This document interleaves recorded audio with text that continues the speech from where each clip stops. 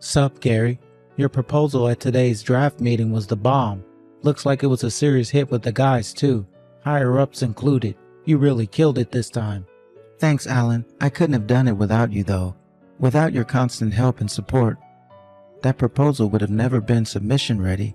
I seriously doubt I could have done all of this on my own. Don't give me too much credit. All I did was get some documents together. But I'm not kidding, Gary. That thing was genuinely impressive. If all goes well here, our company revenues are going to the moon. All the department heads and even the CEO was surprised. Have you been planning this thing for a long time? It looked like months of preparation went into it.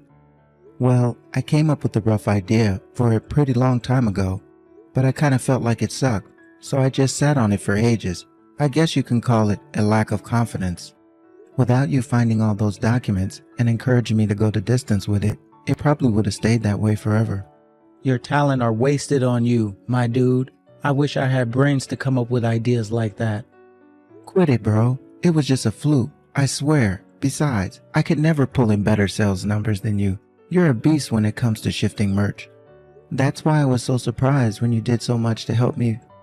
I figured you'd be so busy with things on your end that you might not have the time to get what I needed. I was so happy when you did, and like I said, it saved my ass in terms of actually being able to get everything together in time. Thanks, Alan. Quit it. You're embarrassing me now. Anyway, enough with the chit-chat. Let's get down to the important stuff. What do you say we go and get some celebratory beers this weekend? Or more specifically, a pre-promotion celebration? I guess your plan for today are to get home quickly and share the good news with your wife. Yep, pretty much. What's up, bud? You seem kinda deflated.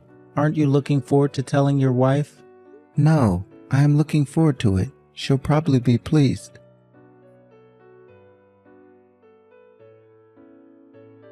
Right.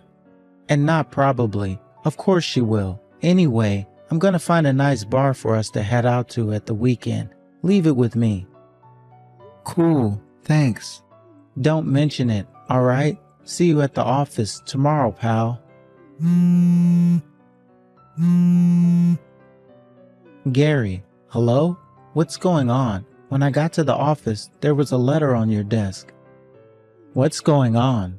Is this some kind of prank? You are coming to work, right? Hello? Gary, you were late 8 minutes ago. Get your ass down to the office. It's not like you to skip work. Wait a sec. No way. Is this stuff written in this letter for real? About your wife threatening to divorce you if you come to work? I just assumed it was some kind of prank, but I guess you really aren't here.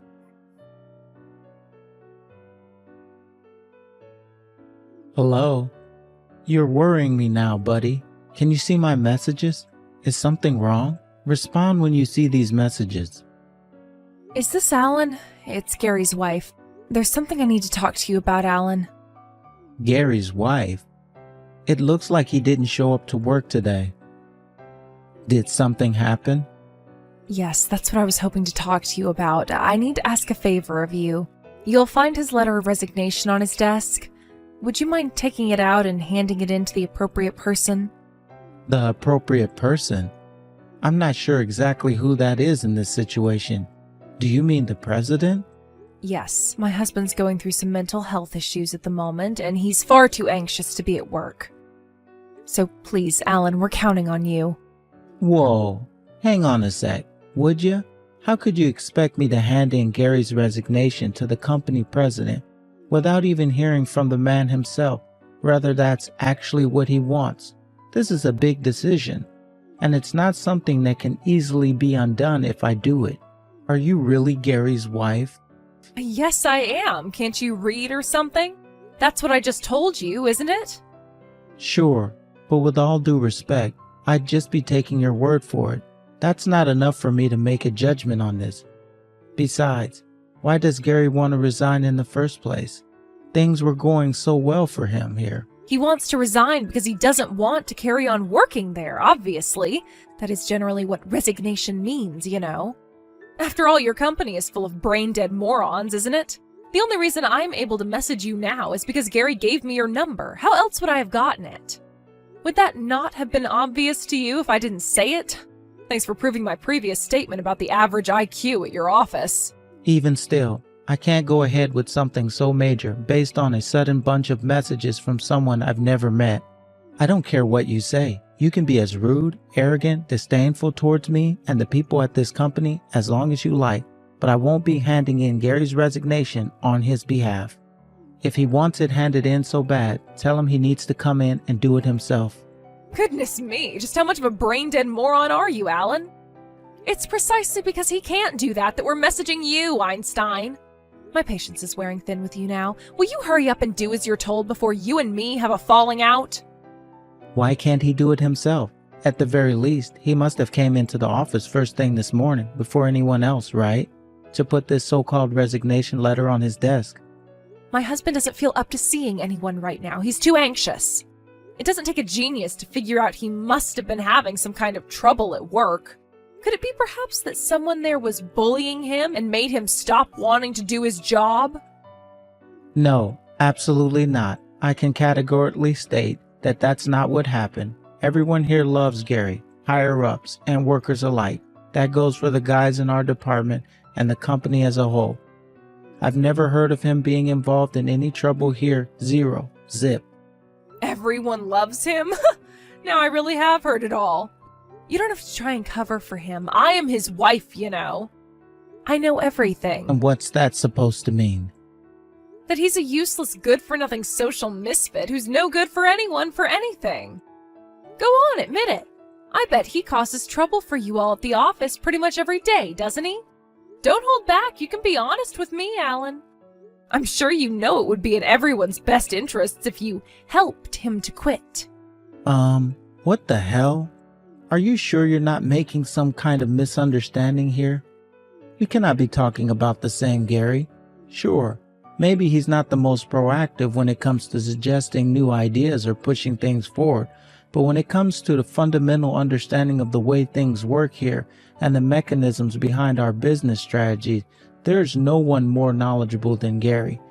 Not just that, but ask him a question and he'll explain in detail until he's sure you understand absolutely everything. He often picks up on things the boss says during meetings that most of us miss. Then he'll go around the office afterwards making sure everyone understood. I guess that's what I'm trying to say here, is that you're wrong. Gary's a highly competent worker who's vital to this company, and not just that, but he's one of the nicest guys I've ever known. If you were genuinely his wife like you say you are, there's no way you'd be attacking him in this way. No, dear, like I said, the only reason you've fallen for Gary's trickery is because you're a pea-brained moron with an IQ lower than my shoe size. Besides, who the hell do you think you are? Anyone would think you were his labor union representative. You should remember you're nothing but one of his coworkers. Yes, I am his coworker, but I'm also his friend, which means if he was ever in trouble, I would want to be there to help him.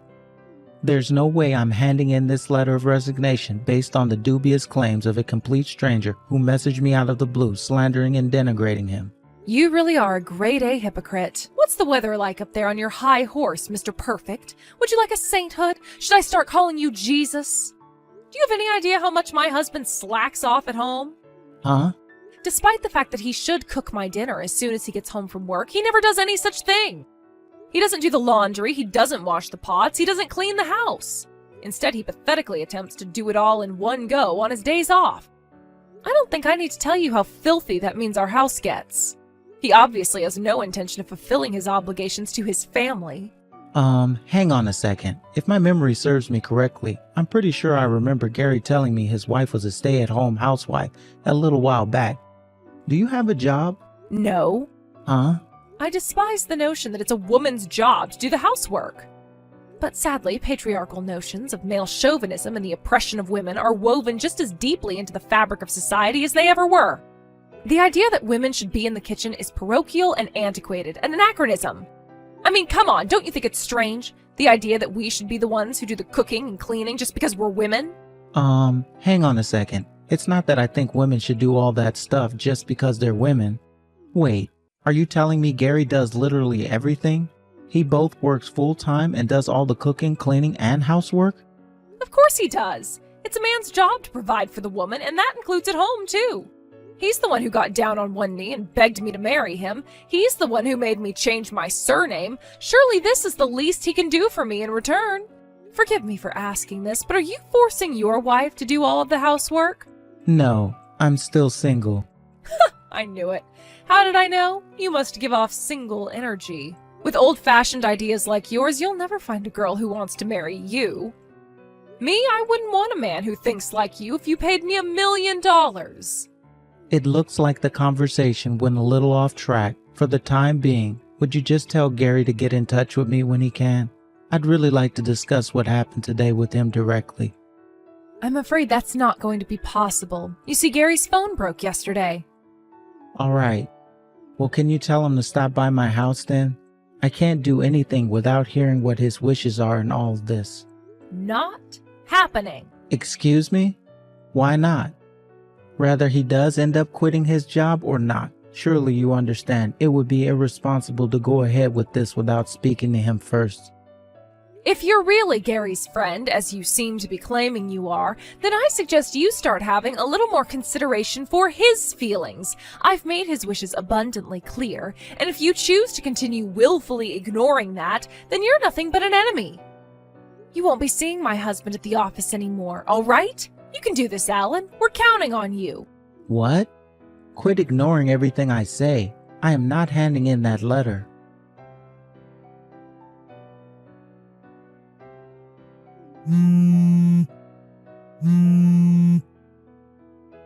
Did you just block me? What the hell? Hello? Can you see this message? Alan, are you awake? Gary? Is it really you? Yes. Sorry to message you at this time. It's fine. Don't sweat it. Gary, are you okay? What the hell happened? And what's going on with your wife? Forgive me if this sounds rude, but dude, she seems kinda nuts. I'm fine. I'm so sorry, Alan. When I told my wife I might be in line for a promotion last night, she flipped out and smashed up my phone. That's why I couldn't message you myself. She did what? She finally fell asleep a few minutes ago. I'm messaging you from my work-use computer. I'm so sorry for all the trouble she caused you. Bro, I feel awful for everyone at work having to deal with me not being there on the fly like that too. Don't sweat it, Gary. Really, it can't be helped. But dude, are you really quitting the company? Yeah. She said if I don't quit the company, she'll divorce me. Wait, what? Hang on. I don't follow. That makes no sense. Isn't a wife usually pleased when her husband gets a promotion? She said if I spend any more time at the office than I already do, our family will fall apart. She told me I need to stop spending so much time at work and start properly fulfilling the duties I took on when she gave me her hand in marriage. She probably thinks if I get a senior position at the company, my hours will go up and she won't be able to boss me around and bark orders at me at my house as much. What the hell kind of twisted, messed up logic is that? I guess I could understand a woman feeling anxious about the prospects of her man spending more time at the office, but not for a reason like that. I mean, what the hell? What are you gonna do if you quit your job? Sylvia said I'm going to start work at a company of her choosing. The bottom line is that I'm on strict orders to quit my current job as soon as possible. So what's it gonna be? Are you gonna do as she says like a subservient little lapdog with no will of his own? Are you seriously gonna tolerate being treated like this? I get where you're coming from, but Alan, she's the only woman who would marry someone like me. I'm scared of being alone. It was always my dream to get married. I can't bring myself to throw that away now that I finally have it, especially after I worked so hard to get it. I want kids too. Besides, Sylvia is great when she's in a good mood. It's not all bad, I swear. So you're gonna spend the rest of your life walking around on eggshells, terrified of doing or saying the wrong thing, and never able to truly speak what's on your mind. Are you gonna just do as she tells you for eternity? I didn't want to say this, but you're pretty much her slave. What? It couldn't be more obvious to me that she looks down on you. The way she spoke about you made it seem as though you were nothing more than a piece of dirt on the bottom of her shoe. Like you were her plaything, to be tossed around, controlled, and manipulated as she sees fit. There's no way she treats you with respect and decency at home. I just know it. Go on, tell me. I'm right, aren't I? Well, I guess you are, but I only have myself to blame. It's because I'm not working hard enough. Even though you work full-time and do all the cooking, cleaning, laundry, and housework entirely on your own, what exactly it would take for your effort to be enough? What more could you possibly do? I'm single, so it's not like I can claim to be an expert on any of this, but I do know that marriage isn't about one side bearing all the burdens on their own. It's supposed to be a team effort, Gary. What happened to caring for each other? What happened to respecting and being considerate towards each other? Surely that's what married life you imagined for yourself looked like, 'cause I know for sure it didn't look like the one you're living. Tell me, Gary, are you happy? I don't know. I always thought I could make things better by working harder. I see. Listen, I won't say anything else on the matter. I've said my piece. It's your life, and these are your decisions to make. But if you're gonna quit the company, then you at least hand in your resignation letter yourself. All right, got it. If you ever change your mind and need my help, I'll be there in a heartbeat. Whenever, wherever, rain or shine, I have your back, bro. See you later. Hey, Alan, hang on a sec. Do you really think my proposal has a chance of making it? Huh? If you ask me, I think there are a bunch of things wrong with it. It's unpolished and full of flaws. No. You're thinking about this the wrong way. Those aren't flaws. They're points for improvement. If there are things that need working on, then all we need to do is have the necessary discussions and work on them.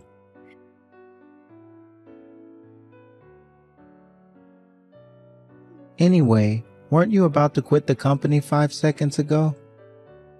Hey, I guess I was. You're right. I was. God damn it. I don't want to quit. Alan, that's it. I've made my decision. Your decision? What are you gonna do? I'm sorry to have to ask you this, but will you help me?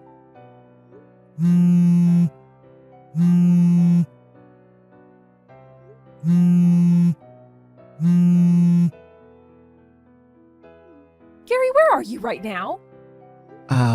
I see you finally woke up then. Good morning. Today was a late one, huh? I just asked you a question. Answer me. Where the hell are you? Where am I? I'm at work, of course. What? But you promised me you'd never go again. When I woke up, all of your things were gone. I don't understand. You've got some serious explaining to do. Alan let me leave my stuff at his place. What? Whatever. Cut the crap and get your ass back home right this instant. You promised me you wouldn't go to the office anymore. You lied to me, you despicable traitor. I didn't promise you a thing. You decided that on your own with no input from me. Besides, I won't be coming home anymore. I already canceled the contract with the landlord. You have until the end of the month to find someplace else to live. What? What the hell are you talking about? What utter nonsense! Do you seriously think I'm going to tolerate you breaking your promises like this? I'll divorce you. I swear I will. Okay, divorce sounds good, huh? I can't take being with you anymore. I've reached my physical and emotional limit with your selfish, domineering behavior. You pick fault with literally everything I do. You launch into a vile, humiliating triads of abuse against me on a daily basis. What exactly was I to you? A housemaid? Your personal ATM? Your slave? I don't know what you wanted. But one thing for sure, it sure as heck wasn't a marriage. That's why we're finished. It's over. We're done. What? No. Oh, please don't do this, baby. Just wait a second, okay? Let's not do anything brash in the heat of the moment. What are you talking about? Why would you come at me with all of this stuff all of a sudden? It's like you're a different person. It's not all of a sudden. I was just deceiving myself into believing you weren't a vile, abusive control freak for a very long time. I convinced myself I should keep my mouth shut and tolerate it because I loved you and wanted our marriage to work. But then I stopped and thought about it, and that's when I realized I never married you to live a life like this. What the heck is this crap?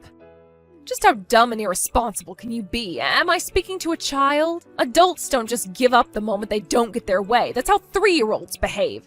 Quit throwing your toys out of the stroller and suck on your milk bottle for a while. It'll help you calm down. If you're not satisfied with your life, you should come up with ways to improve it and put in the hard work required to actualize it, not throw a tantrum and flip everything upside down in a rage. Why am I the only one that has to work hard? What have you done to make this relationship work? Go on, name one thing. All you do is sit on your phone scrolling Instagram, playing games and reading manga all day. The only time you make an effort with your appearance is when you go out to drink with your girlfriends. You help yourself to my savings and spend my money on the most pointless, frivolous crap imaginable whenever you feel like it. Look at it from my point of view. Can you name a single positive thing about being married to you? There aren't any, are there? Marriage isn't about one side constantly having to endure bullshit while the other side does whatever they want all the time. Oh my God, Gary, what happened to you? You're horrible. How can you say such awful things to me? You never used to be like this. You used to be kind. You used to be so sweet and thoughtful. You've changed. My kindness has limits. Not standing up for yourself in the face of constant belittling, abuse, and manipulation isn't kindness, it's weakness. But you are basically right. After all, it's precisely because I changed that I'm breaking up with you now. It was thanks to my workplace and certain amazing coworkers that I finally realized what I needed to do anyways. I'll be sending you the signed divorce papers to your parents' house tomorrow. See to it that you get it handed in with your signature on them before the end of the week. No, wait, please. Are you just going to end things without even talking to me first? How could you be so irresponsible? You're the one who drove me to this, Sylvia. Not only that, but you completely refused to work and forced me to keep on top of literally everything at home, even though I was working full time. Why do you think you get to force me to do your bidding, like some kind of slave, while you slob around on the sofa all day, eating potato chips and endlessly scrolling on your phone?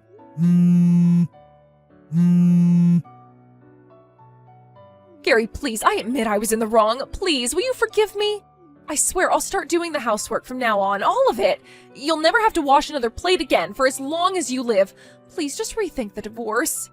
You can even carry on at your job, too. How does that sound? Please, Gary, you're all I have.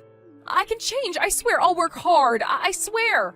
Your change means nothing to me because it doesn't come from a place of genuineness. You're only saying this because you realize I'm sick of you and I want you out of my life. Besides, I know about all your secret meetups with the guys from the dating apps. What? I've been burying my head in the sand and pretending it wasn't happening for a long time, but not anymore. It all ends here. Oh, and I'll be filing for as much compensation from you as I possibly can. Good luck. Wait, what the hell? No way, this has to be a joke. I don't have any money. Not my problem. How about you sell all your branded bags and fashion accessories you bought with my money? That should help you get started. I mean, it's not even gonna come close to covering everything you owe me. But you did just say you're gonna start working hard from now on. With all the compensation you're about to owe me, you'll have the perfect chance to prove you actually mean it.